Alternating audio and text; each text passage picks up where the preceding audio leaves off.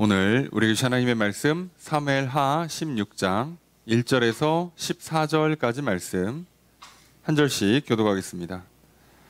다윗이 마루턱을 조금 지나니 무비보셋의 종 시바가 안장 지은 두 나귀의 떡 200개와 건포도 100송이와 여름 과일 100개와 포도주 한 가죽 부대를 싣고 다윗을 맞는지라. 왕이 시바에게 이르되 내가 무슨 뜻으로 이것을 가져왔느냐 하니 시바가 이르되 나귀는 왕의 가족들이 타게 하고 떡과 과일은 청년들이 먹게 하고 포도주는 들에서 피곤한 자들에게 마시게 하려 함이니이다. 왕이 이르되 내 주인의 아들이 어디 있느냐 하니 시바가 왕께 아뢰되 예루살렘에 있는데 그가 말하기를 이스라엘 족속이 오늘 내 아버지의 나라를 내게 돌리리라 하나이다 하는지라. 왕이 시바에게 이르되 무비보셋에게 있는 것이 다 내 것이니라 하니라. 시바가 이르되 내가 절하나이다. 내 주 왕이여 내가 왕 앞에서 은혜를 입게 하옵소서 하니라.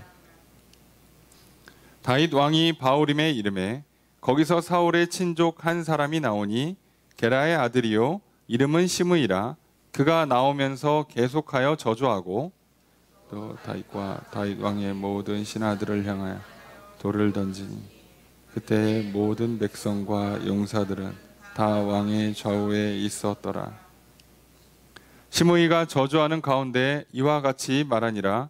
피를 흘린 자여 사악한 자여 가거라 가거라. 사울의 족속의 모든 피를 여호와께서 내게 돌리셨도다. 그를 이어서 내가 왕이 되었으나 여호와께서 나라를 내 아들 압살롬의 손에 넘기셨도다. 보라 너는 피를 흘린 자이므 화를 자초하였느니라 하는지라. 수레야의 아들 아비새가 왕께 여짜오되 이 죽은 개가 어찌 내 주 왕을 저주하리이까? 청하건대 내가 건너가서 그의 머리를 베게 하소서 하니 왕이 이르되 수레야의 아들들아 내가 너희와 무슨 상관이 있느냐? 그가 저주하는 것은 여호와께서 그에게 다윗을 저주하라 하심이니 내가 어찌 그리하였느냐 할 자가 누구겠느냐 하고. 또 다윗이 아비새와 모든 신하들에게 이르되 내 몸에서 난 아들도 내 생명을 해하려 하거든 하물며 이 베냐민 사람이랴. 여호와께서 그에게 명령하신 것이니 그가 저주하게 버려두라. 여호와께서 나의 원통함을 감찰하시리니 오늘 그 저주 때문에 여호와께서 손으로 내게 갚아주시리라 하고. 다윗과 그의 추종자들이 길을 갈 때 시므이는 산 비탈로 따라가면서 저주하고 그를 향하여 돌을 던지며 먼지를 날리더라. 왕과 그와 함께 있는 백성이 다 피곤하여 한 곳에 이르러 거기서 쉬니라. 아멘. 자리에 앉으시기 바랍니다. 할렐루야. 거룩한 주일 주님 전에 나와 예배드리신 성도님들을 주님의 이름으로 환영합니다. 우리 옆에 있는 분들과 사랑의 교제를 나누겠습니다. 인사합시다. 사랑합니다. 축복합니다. 이 시간 주 앞에 나와 예배드리신 성도님들에게 주님의 크신 은혜가 함께 있기를 주의 이름으로 축복합니다. 우리는 주일날 예배 시간을 통하여서 사무엘하 말씀을 살펴보고 있습니다. 다윗이 우리아의 아내 바세바를 범하고 우리아를 죽게 만들게 하는 이 간음과 살인 사건 이후로 다윗의 일생에서 참 비극이 펼쳐지게 됩니다. 그리고 그 내용이 생각보다 성경에 자세히 길게 기록되어 있다고 말씀드렸습니다. 우리는 그 과정을 통해서 사람이 죄를 범하는 것이 얼마나 우리 인생에 치명적인가, 또한 하나님께서는 그럼에도 불구하고 우리를 멸망시키는 것을 기뻐하시는 분이 아니라 어떻게든 우리를 회복시키시려고 우리를 그 다시 회복의 과정, 치료의 과정, 그래서 매를 대서 벌을 내리시고 또 연단하시고 훈련시키셔서 다시 돌아오고 회복하게 만드세요. 다윗이 이 과정을 겪습니다. 그전에는 죄가 없지만 왕으로서 하나님 나라에 쓰임받는 믿음의 사람으로서 훈련받는 광야 길을 걸었다면 이번에는 잘못해서 벌을 받으면서 나쁜 습관을 고치는, 다시는 이 죄를 반복하지 않도록 말 그대로 뼈에 새기는 훈련의 과정으로 광야를 갑니다. 그런데 우리는 지난 시간 살펴본 것처럼 다윗이 광야를 지나면서 특이하게도 하나님께서 다윗이 도망가야 되는 코스를 마치 짜주신 것처럼 정말 피할 수 없게끔 그 길을 걸어가게 하시는데, 기드론 시내를 건너고 광야를 지나고 감람산을 오르게 하세요. 그 감람산을 오르면서 다윗은 머리를 풀어헤치고 맨발로 울면서 그 산을 지나갑니다. 우리로 치면은 금식하며 울며 기도하는 거죠. 그렇게 철저하게 하나님 앞에 자기의 잘못을 인정하고 정말 내가 다시는 이런 죄를 짓나 봐라 하면서 뼈에 새기고 죄송합니다, 나를 용서해 주십시오라고 눈물로 기도하고, 그럼에도 불구하고 하나님께서 내게 약속하신 것이 있기 때문에 죽이지는 않는데 도대체 이 왕권이 어떻게 내가 다시 회복할 건지, 압살롬에게 넘어갈 건지 아니면 다른 아들에게로 넘어갈 건지 알 방법이 없기 때문에 그저 하나님께서 저렇게 무력으로 하나님의 기름 부음 없이 왕위를 뺏는 걸 당연히 기뻐하지 않기 때문에 이 문제는 분명히 회복돼야 돼요. 그러니 하나님, 나 때문에 하나님 나라가 혼란스러워지고 나 때문에 하나님의 약속이 제대로 아름답게 이루어지지 못하는 그 모든 것에 다윗은 또 후회하면서 회개하면서 이 모든 걸 회복시켜 달라고, 바로잡아 달라고 기도하면서 말 그대로 벌을 달게 받고 눈물로 회개하고 회복의 은혜를 간구하고 있습니다.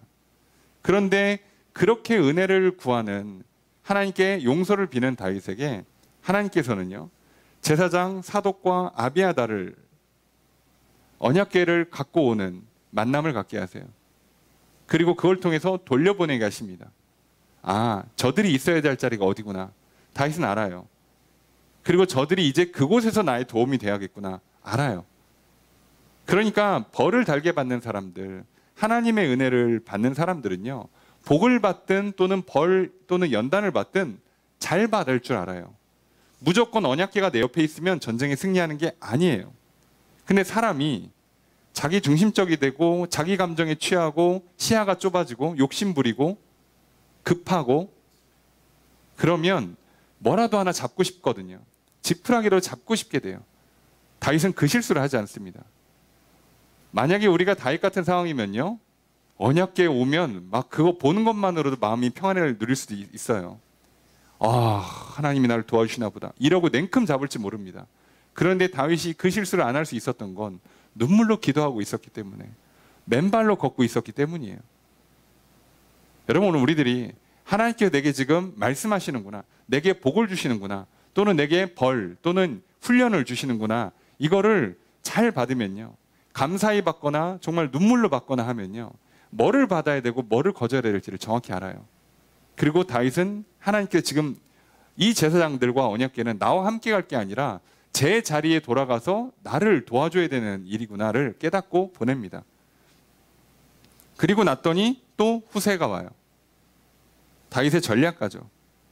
후세를 통해서도 마찬가지. 지금 내 옆에서 나의 어떤 탈출 전략 그리고 회복 전략을 짜줄 사람이 필요한 게 아니라 나는 벌 받아야 되니까 옆에서 그렇게 머리 써주는 게 오히려 도움이 안 돼요. 이거는 그냥 당해야 돼요. 그냥 울어야 돼요. 그리고 이 후세도 제사장들이 돌아가 있고 언약궤가 돌아가 있으니 이들이 한 팀이 돼서 나를 도와줘야 되는구나. 돌려보내요. 그렇게 했더니 진짜로 그들이 다윗이 돌아올 수 있는 그 역전의 발판이 되어줬죠.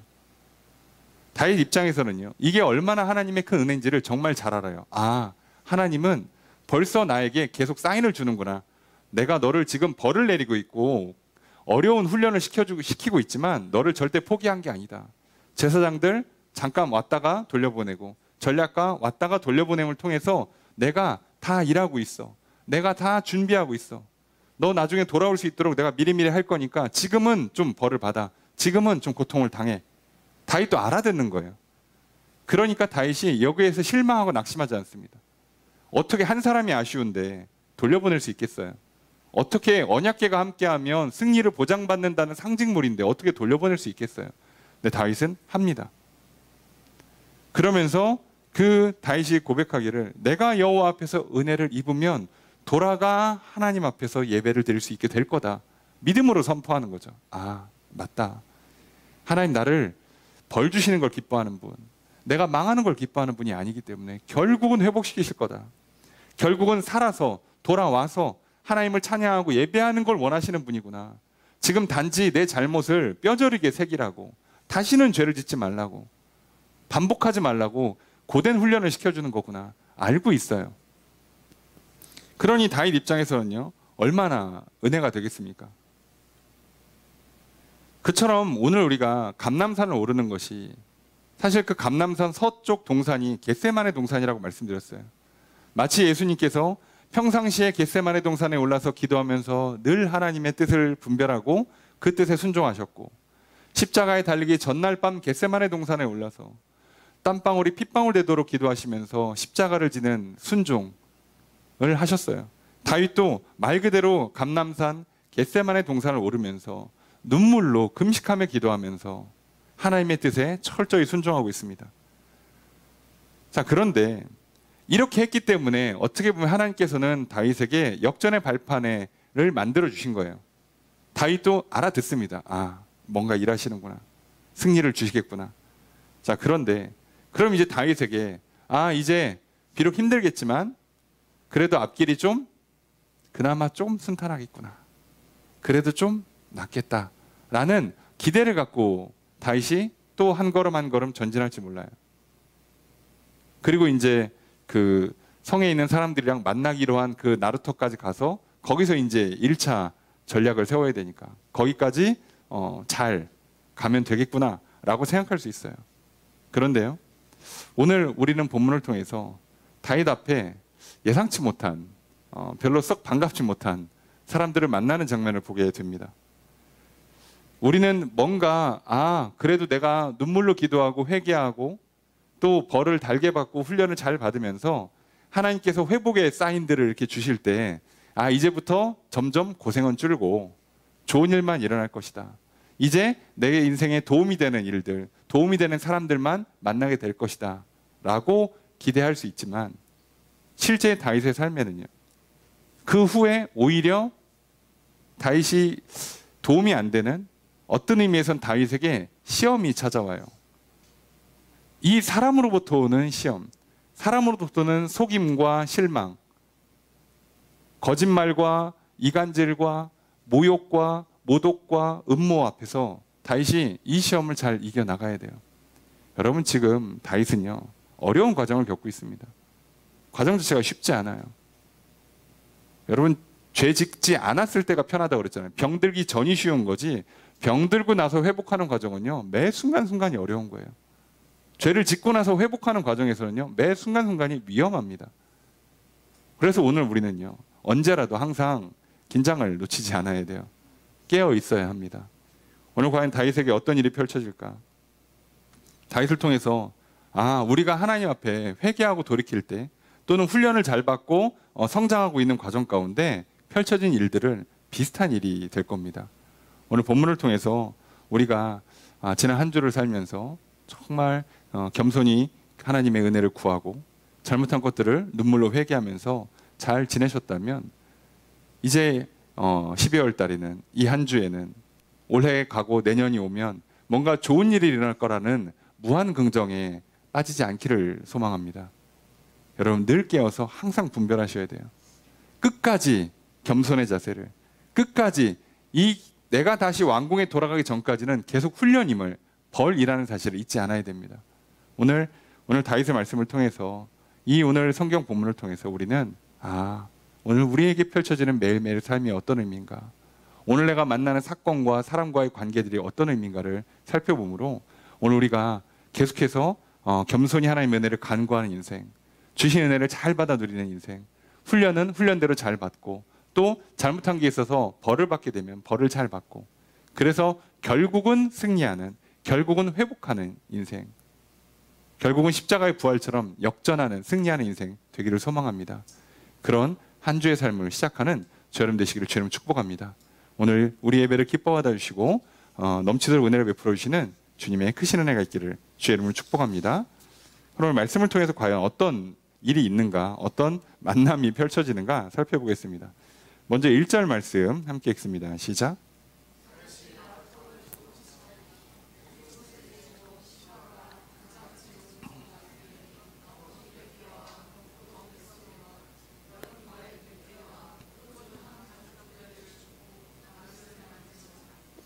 자, 1절에 보니까 다윗이 마루턱을 조금 지났다라고 되어 있어요. 자, 마루턱이 번역이 조금 애매합니다. 그럼 이게 왜 그러냐면 우리도 마루 그러면 그 꼭대기라는 의미를 갖고 있잖아요. 근데 어떻게 된 게 히브리어도 비슷해요. 그래서 마루턱도 이게 머리 꼭대기를 쓰는 단어와 그거를 넘어서예요. 그러니까 이게 마루턱을 넘었다가 우리식으로 그러니까 우리가 직역을 하면 꼭대기를 넘어서예요. 그래서 다른 번역에는 정상을 넘어라고 번역하는 성경도 있어요. 근데 저는 그게 맞다고 봅니다. 여기 뭐 지금 산 올라갔는데 마루턱이라는 데가 어디 있어요? 산에 마루턱이 어딘지도 모르겠지만, 그죠? 그러니까 이건 산 정상을 넘어서 이제 내려오고 있다는 뜻이에요. 말 그대로 지금 다윗이 철저히 회개하고 회복의 발판을 만드는 하나님의 은혜를 받아 누렸어요. 자, 그 말 그대로 은혜의 정점, 말 그대로 은혜의 정점, 눈물의 정점, 회개의 정점을 찍고 이제 내려오는 중이에요. 우리 생각에는 좋은 일만 펼쳐질 것 같고 좋은 만남만 있을 것 같은데, 야, 은혜 받은 뒤에는 대부분 시험이 찾아옵니다. 아니나 다를까 다윗에게도 그 은혜의 정점을 지나고 나서 시련이 찾아와요. 누가 오냐? 무비보셋이 옵니다. 여러분, 내 시험과 시련은 항상 포장지는 좋게 오는 거 아시죠? 무비보셋이 어떻게 오냐? 무비보셋의 종 시바가 안장 2나귀에다가 떡 200개, 건포도 100개, 여름과일 100개, 포도주 한 가죽 부대를 싣고 다윗을 만나요. 말 그대로 바리바리 싸들고 옵니다. 자, 무비보셋의 종 시바예요. 자, 무비보셋은 요나단의 아들이죠. 자, 그런데 자, 이렇게 만나게 되니까 다윗 입장에서는 막 눈물로 기도하고 하나님의 그 회복의 발판을 마련하면서 막 소망을 품고 또 힘을 내서 이 언덕을 올라서 감람산을 올라서 이제 내려가는데 떡하니 막 먹을 거 마실 거 이걸 쫙 갖고 와서 누가, 자, 여기서 눈이 돌아가면 안 되는 거죠. 여기서 정신을 차려야 되는 거예요. 여러분 속지 마세요. 내가 너무 배고픈데 갑자기 먹을 걸 갖다 준다. 이게 무조건 하나님의 은혜라고 받으시면 안 돼요. 그때도 또 어떻게 한다고요? 또 하나님께 묻는 거예요. 내가 정말 심심하다, 너무 외롭다, 너무 괴로운데 갑자기 옆에 사람이 탁 나타나. 얘가 진짜 나의 진짜 진정한 친구인가?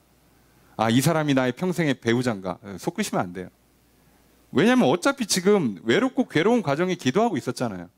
그럼 기도 한 번 더 하면 덧납니까? 어차피 하는 거 한 번 더 하면 되잖아요. 그런데 우리에게는 그 빈틈이 항상 있단 말이에요. 사단은 당연히 그걸 알고요. 하나님도 그걸 통해서 확인하세요. 잘 받았나? 진짜인가 확인하려면 어쩔 수 없이 시험 봐야 됩니다. 자, 그렇게 되는 거예요. 자, 여기서 다윗이 눈이 돌아가지 않고 물어봅니다. 시바한테 뭐라고 그러냐면 이거 무슨 뜻으로 가져왔냐? 의아한 거죠. 왜냐하면 지금 예루살렘 경계를 넘어갔어요. 벗어났기 때문에 왕궁을 말 그대로 벗어났어요. 수도를 벗어난 상황이기 때문에 그 인원 점검 다 하고 왔잖아요. 그러니까 여기서 또 누군가를 만난다는 건 조금 이제부터는 뭔가 이상한 거죠.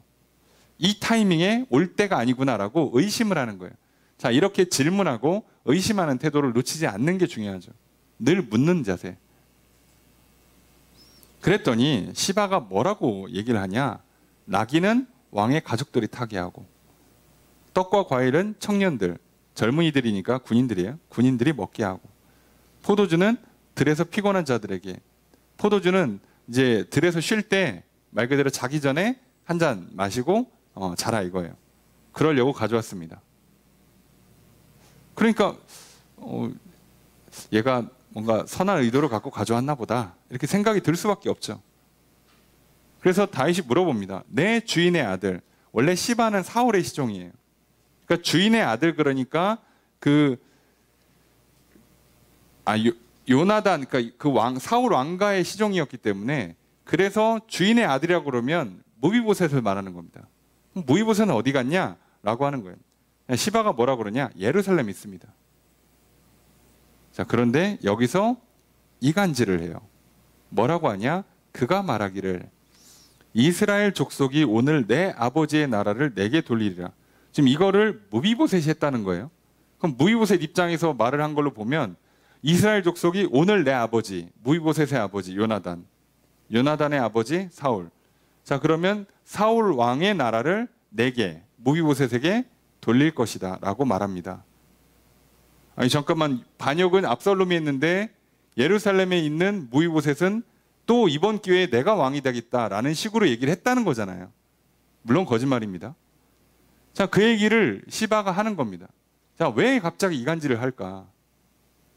지금 이게 좀 특이한 게요. 시바는 사울 왕의 가신이었어요. 시종이었고 재산을 관리하던 사람인데, 사울이 죽고 나서 그 재산을 자기가 알아서 관리하고 있었죠. 그런데 다윗이 왕이 된 다음에 요나단의 아들 무비보셋을 복권시켜주고, 그리고 그 사울 집안의 모든 재산을 다 무비보셋에게 줬어요. 주고 시바는 무비보셋의 시종이 되게 만들어서 그걸 관리하라고 한 거예요. 근데 지금 보니까 분위기가 시바 입장에서는 다윗이 쫓겨났는데 이거 앞으로 어떻게 될지를 몰라. 이 나라의 정국이 어떻게 바뀔지 몰라. 근데 그러거나 말거나 시바 입장에서는 이기는 편 우리 편 나만 좋으면 됐으니, 이 분위기에서 어쨌든 뭐가 됐든 무비보셋은 살짝 끈이 떨어질 것 같고, 이 기회에 어떻게 하는 거예요? 이간질해서 나는 뭐만 받으면 돼요? 그 재산을 다시 내 걸로 돌리면 돼요. 지금이 적기라고 보는 거예요. 그러니까 이런 사람들이 머리가 얼마나 빨라요. 말 그대로 기회주의자죠. 어떤 의미에서는 사기꾼이죠. 머리 정말 잘 들어갑니다. 여러분, 우리가 머리 써서요, 사기꾼들, 기회주의자 못 따라가요. 그들을 따라갈 재간이 없어요. 그 사람들은 이것만 생각하는데, 그러니까 난리가 나고 도망갔는데 그 사이에 이거 계산하고 전략을 짜고 물건 실어다가 가잖아요. 그래서 일부러 나귀도 데려온 거예요. 빈 나귀를. 원래는 그거 누가 타고 있어야 돼요? 무비보셋이 타고 있어야 돼요. 근데 일부러 빈 나귀를 데려와요. 더 놀라운 건 여러분, 나중에 이제 성경 본문에 나오는데요. 무비보셋이 이렇게 얘기를 하고 다윗을 배신하고 한 게 아니라, 당연히 이간질을 하는 시바 입장에서 어떻게 하겠어요? 무비보셋한테 예루살렘에 남아 가세요 라고 한 거예요. 당신 다리도 성하지 않은데 가봐야 집만 됩니다. 그리고 여기 남아서 또 나중에 다윗이 왔을 때에 또 역할을 해줘야 됩니다.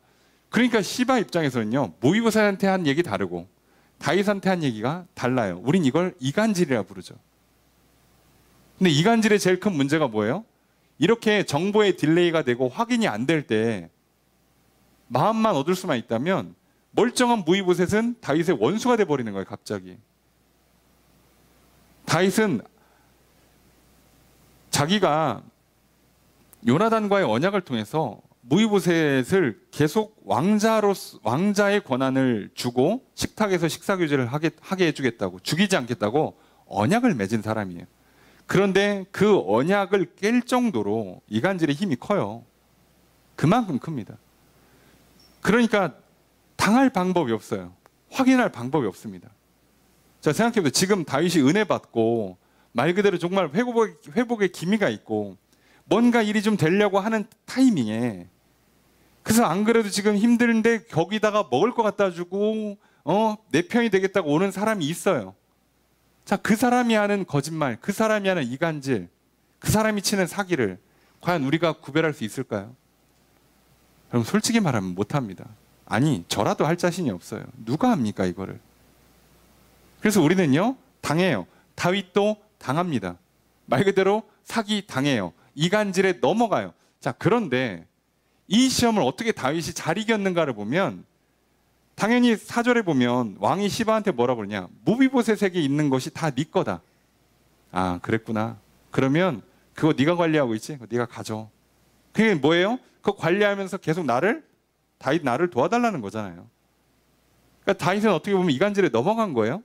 거짓에 속았습니다. 사기당했어요. 근데 확인할 방법이 없어요. 눈치챌 수가 없습니다. 자, 이 상황에서 시바가 뭐라고 그러냐? 내가 절합니다. 엎드려 절하고, 내 주 왕이여 내가 왕에게 은혜를 입게 하옵소서. 계속해서 왕 앞에서 은혜 받고 싶습니다. 일종의 충성맹세나 아부를 하는 거예요. 자, 그러고 나서 보시면 끝나요. 아무 얘기가 없습니다. 자, 이게 다윗이 이 첫 번째, 어떻게 보면 시험이죠. 첫 번째 거짓말, 이간질, 사기를 어떻게 잘 넘겼는가. 다윗 입장에서는요, 무비보셋이 나한테 이럴 수 있어? 야, 네가 그러고도 사람이야? 라고 할 수 있잖아요. 차라리 압살롬 편에 쓰든가.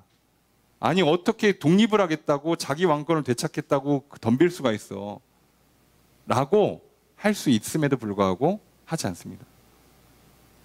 아무 말도 안 한다는 거예요. 그냥 시바 말을 확인할 방법이 없기 때문에 그냥 그 말을 듣고, 그냥 그럼 그 재산 네가 갖고 앞으로 나 뭐 여러 가지 좀 어렵게 힘드니까 좀 도와줘 라고 하고 그냥 끝낸 거예요.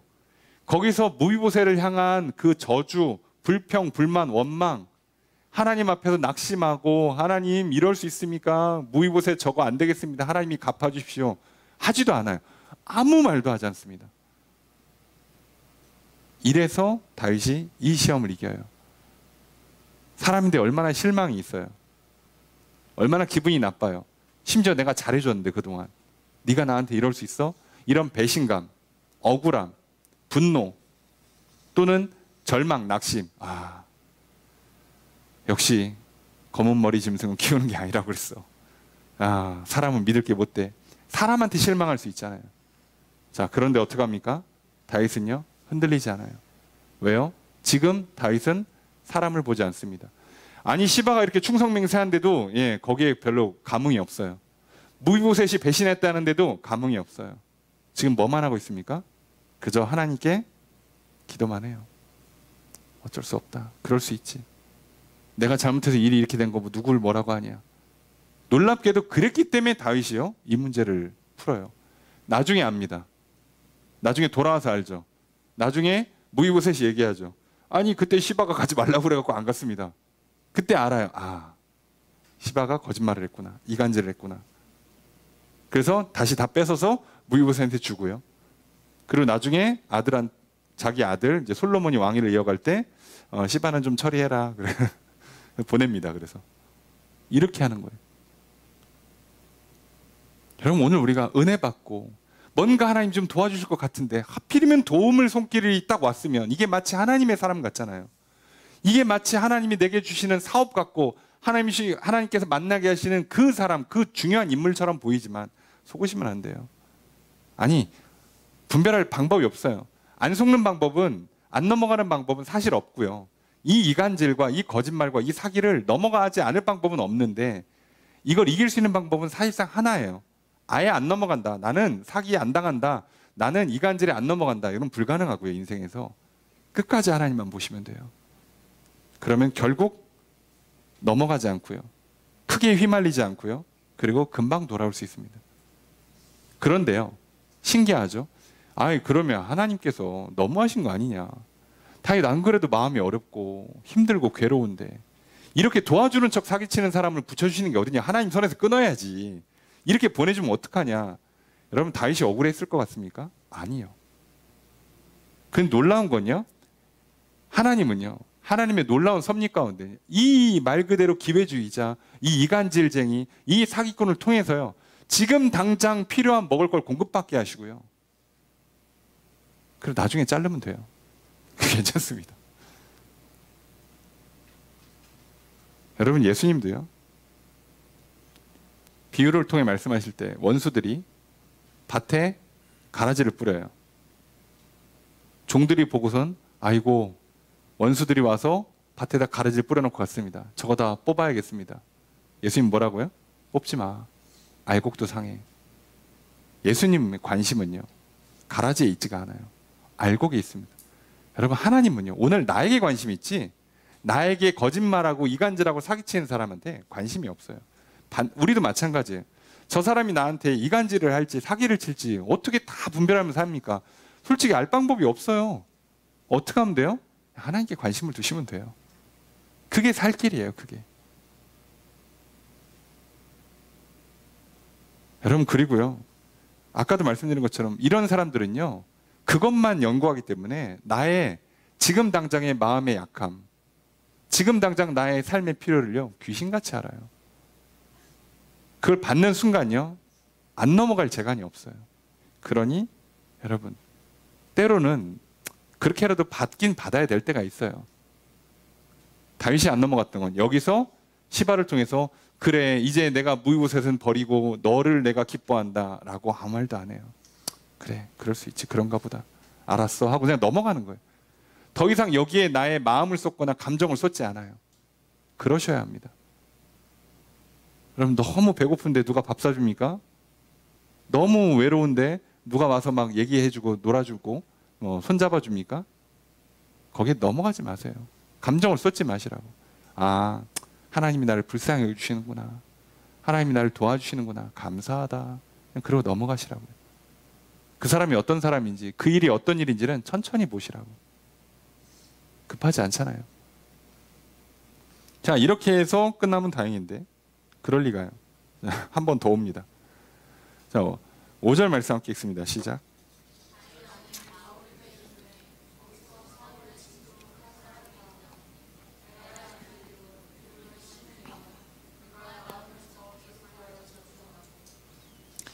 자, 이제 다윗이 그 감람산을 지나서 바우림이라는 곳을 향해 가요. 자, 여기가 말 그대로 이 사울, 베냐민 족속 사울 왕의 지파죠. 이 베냐민 지파 지경으로 이제 들어가게 된 거예요. 자, 그랬더니 그 소식을 듣고 사울의 친족 중에 한 사람인 시므이가 나와요. 자, 그가 나와서 어떡하냐? 계속 저주합니다. 뭐 우리로 치면은 약 올린다, 깐족된다, 비꼰다를 시전하는 거죠. 그런데 저주를 그냥 적당히 하는 게 아니고 6절에 보니까 돌을 던져요. 돌 던지고 저주하는 건요, 진짜 고대에 돌 던지고 저주하는 건 진짜 무슨 전쟁에 져서 포로로 끌려가는 사람한테는 하는 거예요. 노예들한테는 하는 거라고. 그러니까 다윗 왕한테 뭐라는 거예요? 너 망했다예요. 지금 너 망했다, 쌤통이다, 꼴 좋다 하고 지금 말로 저주하고 돌을 던져서 저주해요. 자, 그러면 이거를 욕먹고 있고 돌 던지고 있고 그러면 얼마나 짜증나요.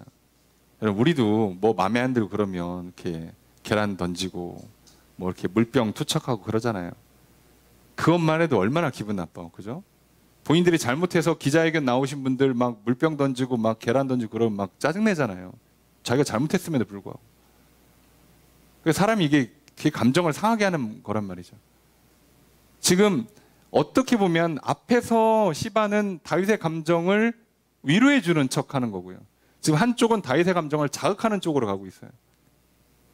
자, 이 두 개의 시험을 다윗은 다 이겨냅니다. 자, 그런데 어떻게 하냐? 뭐라고 말로 저주하냐? 7절에 피 흘린 자여, 사악한 자여, 가라. 너가 피 흘렸으니까 너가 왕이 됐지만 그거 뺏기는 거다 라고 하는 거예요. 그래서 압살롬이 너의 것을 뺏어가는 거다. 너가 피를 흘렸으니 화를 젖혔다. 여기서 피 흘렸다가 전쟁 치렀다는 게 아니라 사울과 사울의 가족들을 네가 죽였다는 거예요. 근데 이게 참 억울한 게 다윗은 단 한 번도 사울 왕가를 향해 칼을 든 적이 없어요. 사울은 자기가 전쟁하다가 죽은 거고요, 사울의 아들들은 사실 그 다른 이유로 죽어요, 따지고 보면.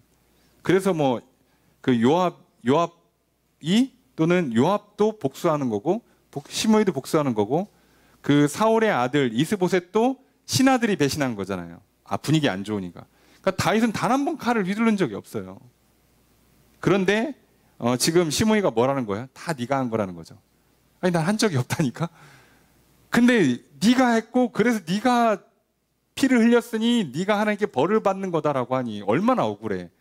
아니, 차라리 물론 모르죠, 사람들은. 지금 자기가 그 밧세바를 범하고 압살롬을 죽인 그 우리아를 죽인 거를 모른단 말이에요. 모르니까 얘기를 못 하겠지만 차라리 그렇게 얘기하면 맞아. 내가 죄를 졌으니까 벌을 받아야지 하는데 아니 이건 내가 지은 죄가 아니에요. 무고란 말이에요. 무고하게 모함당하고 있어요. 지금 억울하죠. 그렇게 자극해요. 근데 그걸 적당히 하는 게 아니라 욕하면서 돌을 던져. 얼마나 기분 나쁠까. 그죠? 안 그래도 힘들고 피곤해 짜증나 죽겠는데 거기다 막 누가 자꾸 깐족깐족대면 돌 던지고 옆에서 욕하고 소리 지르고 사람들 보세요 저거 망했대요 막 이러면 화 안 낼 사람이 어디 있어요. 근데 다윗보다 누가 먼저 화를 내냐? 다윗의 장수들이 화가 났어요. 자, 그래서 9절에 보니까 왕한테 얘기합니다. 왕을 저주하는데 그거 가서 머리 베겠습니다. 저거 내가 칼로 머리 베고 오겠습니다. 아니 그 정도 못할까 장수가. 아니 저거 안 되겠다. 죽이고 오겠습니다. 허락만 해주십시오. 그랬더니 다윗이 뭐라고 하는가? 10절 함께 읽습니다. 시작.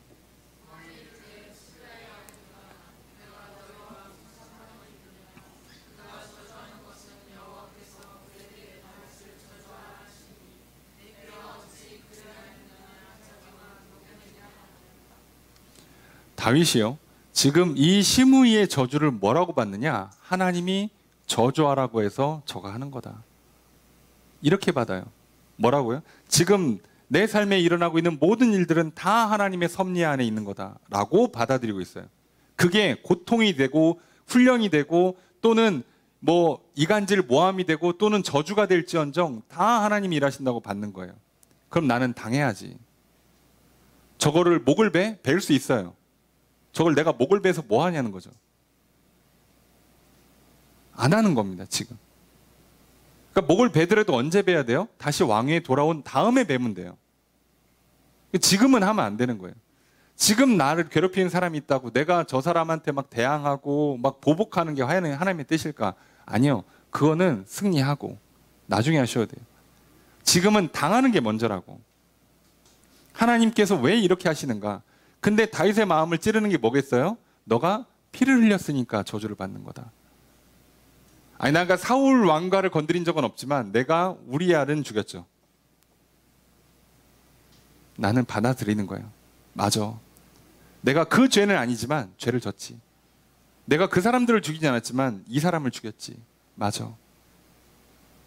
내가 하나님께서 저렇게 또 내 마음을 찌르시는데 저 사람을 저 소리 듣기 싫다고 저 사람을 죽여버리면 내가 지금 하나님의 시련을, 하나님의 연단을, 하나님의 벌을 거절하는 꼴이 돼요. 그래서 뭐라고요? 여호와께서 그에게 다윗을 저주하라 하셨으니 내가 어찌 그리하였냐 할 자가 누구겠느냐. 너 왜 그래? 라고 할 수 있는 사람이 아무도 없다는 거예요. 그냥 가만히 있으라는 거예요. 그래서 뭐라고 하느냐? 자, 11절에 하물며 내 아들도 나를 지금 죽이려고 하는데 아니 내 전대 왕과의 가문들 그래서 사실 한 자리 할 줄 알았던데 가문이 몰락한 셈이잖아요. 그 사람들이 기분이 좋겠냐는 거예요. 그래서 심지어 거기다가 하나님께서 명령까지 했으니 저주하라고 그냥 내버려 둬라.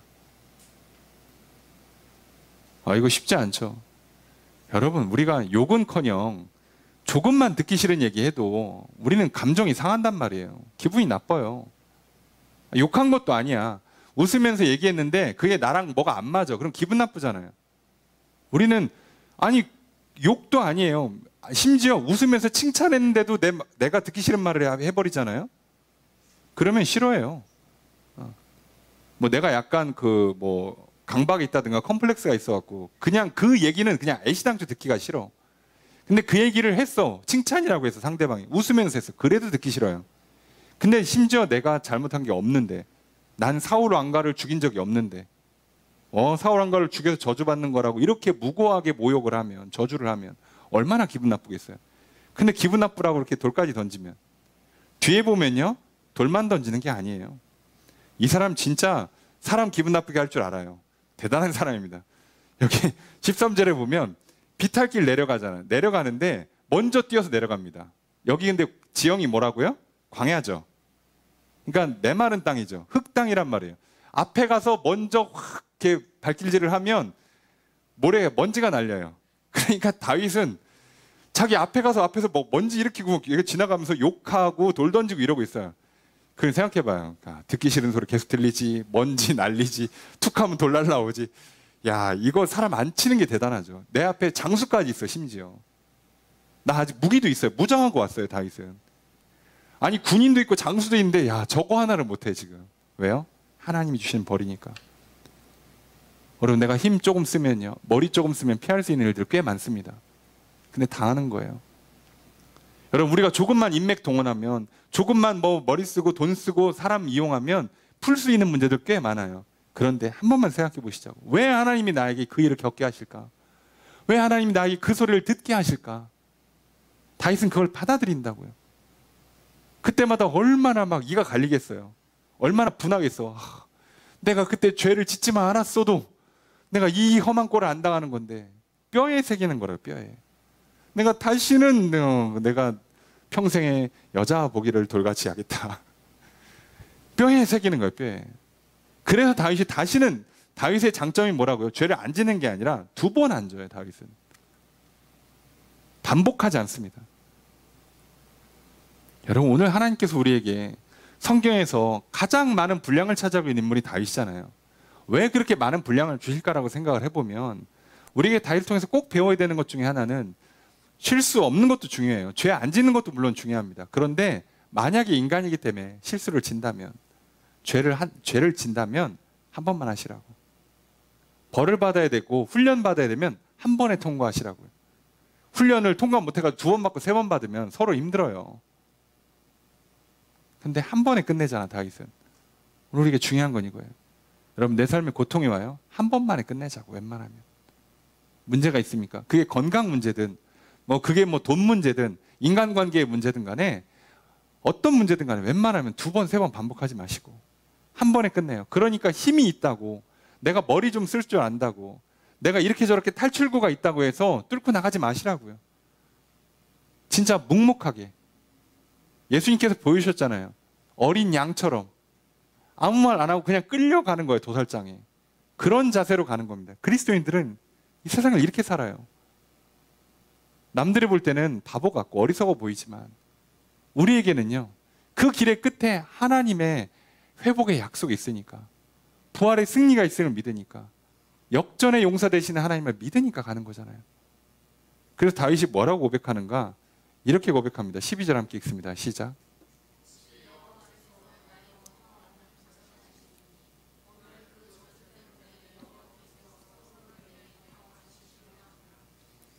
다윗이 뭐라고 하냐면, 여기서도 뭐예요? 시므이를 향해서 낙심하거나 분노하지 않아요. 감정 표출하지 않습니다. 뭐만 한다고요? 하나님만 봐요. 기도만 한다고. 근데 여기서는 뭐라고 기도하냐? 아무리 그래도 말은 들렸잖아요. 난 사울을, 왕가를 향해서 칼을 든 적은 없으니까. 그래서 12절에 여호와께서 나의 원통함을 감찰하실 거다. 이건 지금 억울하다. 물론 내가 죄를 진 건 맞지만 이건 억울하다. 시므이한테 저렇게 당하는 건 사실 억울한 일이 맞다. 그래서 오늘 그 저주 때문에 여호와께서 선으로 내게 갚아주실 거다. 내가 이렇게 벌을 받고 내가 이렇게 억울한 일을 당하는 것을 하나님이 아시기 때문에 하나님께서 선으로 갚아줄 거다. 내가 잘못한 게 있으면 욕먹는 게 맞아요. 기분 나빠할 게 아니지. 내가 잘못했는데 욕 먹어야죠. 근데 내가 잘못한 게 없는데 욕을 먹고 있잖아요. 그러면 하나님께서 갚아줄 거라고 믿고 구하는 거예요. 단지 그 욕을 왜 먹느냐? 다른 죄를 져서. 그거 말고 다른 죄를 져서. 그러니 어떻게 해요? 우선 욕을 먹어야죠. 그렇게 해서 다윗은요, 이 은혜의 정점, 감람산 꼭대기를 지나 내려오면서 하나님의 그 용서와 회복에 이 시작되는 그 은혜의 정점을 찍고 내려오면서 마주하는 이 시험을 놀랍게도 잘 통과했습니다. 그래서 뭐를 안 했다고요? 다윗은 교만한 자기 생각, 고집, 자기 감정 표출하지 않고요, 하나님만 바라보고 하나님의 뜻에 겸손히 순종하고 나아갔어요. 오늘 우리가 이거와 대조되는 장면이 하나 있습니다. 은혜 받은 후에 오는 시험을 잘 못 받아서 은혜를 날린 케이스의 대표적인 예가 히스기야입니다. 여러분, 은혜 받은 후에 시험이 오는 건 많아요. 수도 없이 많아요. 예수님도 오죽했으면 공생애 시작할 때 40일 금식하시고 알아서 광야에 가서 사단 만나서 본인이 셀프로 시험 받습니다. 왜요? 이렇다는 거예요, 우리 인생이. 잘 아는 것처럼 엘리야가 갈멜산에서 바알과 아세라 선지자 850명이랑 영적 대결을 벌려요. 제단에 누가 불을 내리게 하는가를 통해서 누가 진짜 신인가를 증명합니다. 당연히 엘리야가 이겼습니다. 그래서 그 자리에서 다 죽어요, 850명이. 그리고 비가 내립니다. 그 엘리야가 하나님의 영을 받아서 그 왕이 타고 있는 마차, 왕과 왕비가 타고 있는 마차에 앞서 뛰어가요. 마차보다 더 빠르게 계속 뛰어가고 있어요. 그 엄청난 은혜의 정점, 엘리야의 인생에서 어떻게 보면 정점이죠. 지금 은혜의 클라이막스인데 그거 끝나자마자 그 마차 앞에 이렇게 달려가고 있는 엘리야를 보면서 왕비 이세벨이 뭐라고 그러냐, 엘리야야 내일 이맘땐 너도 죽어. 자, 그렇게 협박을 합니다. 그래서 엘리야가 어떻게 해요? 그 길로 광야로 튑니다. 그리고 하나님께 뭐라고 그래요? 하나님 이제 할 거 다 했으니까 죽여주세요. 자, 이세벨한테 죽느니 하나님이 데려가시면 딱 좋겠습니다. 하루 종일 먹는 것도 없고 하루 종일 뛰어다녔으니까 힘들어. 배고파 죽겠어. 아, 그냥 여기서 그냥 광야에서 죽으면 딱 좋겠다. 이렇게 기도해요. 그래서 하나님께서 그를 3번이나 로뎀나무 밑에서 먹이고 마시게 한 다음에 하나님이 직접 만나 주심으로 회복시켜 주세요. 이렇게 항상 시험이 와요. 근데 히스기야도 마찬가지예요. 히스기야도 병들어서 죽게 됩니다. 죽을 거라고 이제 이사야 선지자가 알려줘요. 근데 히스기야가 눈물로 기도합니다. 하나님, 제가 그동안 잘한 거 보시잖아요. 그렇게 종교개혁하고 우상 다 철폐하고 잘했지 않습니까? 근데 이렇게 허무하게 죽으면 되겠습니까? 하나님 좀 살려주십시오. 눈물로 기도해서, 그래서 이사야가 돌아가던 길에 다시 살려주겠다는 약속을 해요. 자, 그렇게 합니다. 자, 그런데 그 얘기를 듣고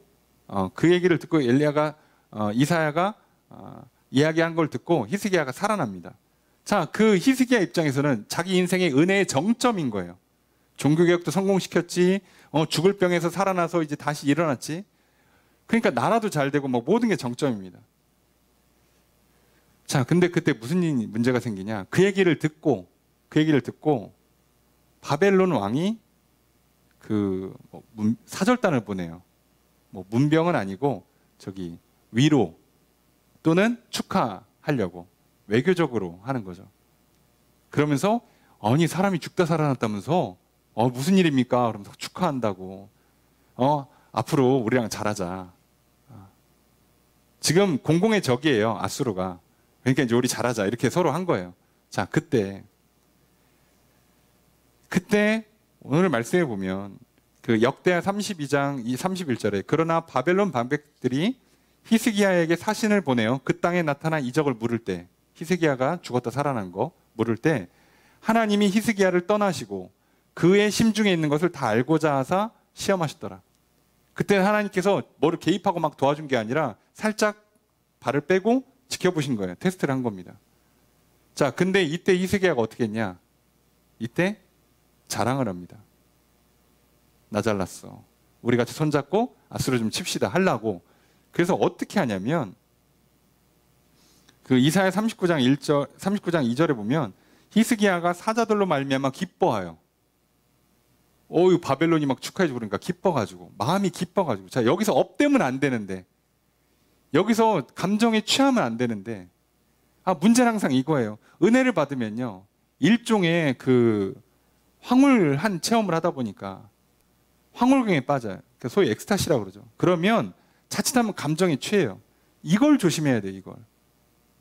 자, 그런데 히스기야는 사자들이 오는 걸 보고 기뻐했어요. 바벨론에서 사람을 보냈어? 그래가지고 어떡합니까? 그들에게 보물창고 곧 은금과 향료와 보배로운 기름과 모든 무기고에 있는 것을 다 보여주었으니, 자랑한 거예요. 우리 이만큼 있다고. 히스기야 궁중의 소유와 전 국내의 소유를 보이지 아니한 것이 없는지라. 그래서 3절에 보면 선지자 이사야가 히스기야가 가서 물어봅니다. 뭐 했습니까? 무슨 말을 주고받았습니까? 하니까 다 보여줬다고 그래요. 그래서 뭐라고 예언하냐? 이사야 39장 6절에 보라, 날이 이르리니 내 집에 있는 모든 소유와 내 조상들이 오늘까지 쌓아둔 것이 모두 바벨론으로 옮긴 바 되고 남을 것이 없으리라. 야, 네가 죽다 살아났으면 하나님께 감사 예배를 드리고 끝냈어야지 그거를 그들한테 자랑을 할 거야. 그걸 다 보여줘? 다 뺏길 거야. 자, 그런데 뭐라고요? 근데 그동안 너가 잘한 게 있어서 하나님께서 너 때에는 안 하고 너의 후손 때에 하겠다. 사실은 100년 좀 지나서 일어나죠. 그 사건이. 바벨론에 망하는 게. 그런데 더 무서운 거, 이사야서 39장 8절에 히스기야가 뭐라 그러냐. 히스기야가 이사야에게 이르되 당신이 이른바 여호와의 말씀이 좋소이다. 자, 이게 왜 좋은 말이 아닌데 좋대요.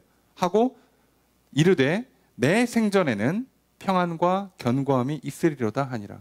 나 때는 아니라며. 됐어 그럼.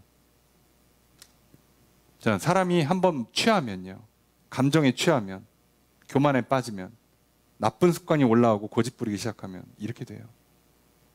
불과 진짜 며칠 전까지만 해도 살려달라고 눈물로 금식하며 기도한 사람이에요. 이게 같은 사람인가 싶죠. 근데 이렇게 넘어져요. 그래서요, 늘 얘기하잖아요. 항상 우리는요, 있을 때 잘해야 돼요. 건강할 때 건강 지키는 거고요. 믿음 좋을 때 믿음 지키는 거고요. 은혜 받을 때 계속 잘 받아야 돼요. 한번 무너지기 시작하면 이런 현상이 일어나요. 다윗도 알았죠. 왜요? 한번 망가뜨려 본 사람이기 때문에. 그래서 지금 이 광야를 지나서 하고 있는 이 모든 일들은요, 완벽하게 수행해냅니다. 그래서 시바의 말을 듣고 무이보셋이 나를 배신했다는 말에 막 분노하고 저주하고 그러지 않아요. 그럴 수 있지. 시므이가 저주합니다.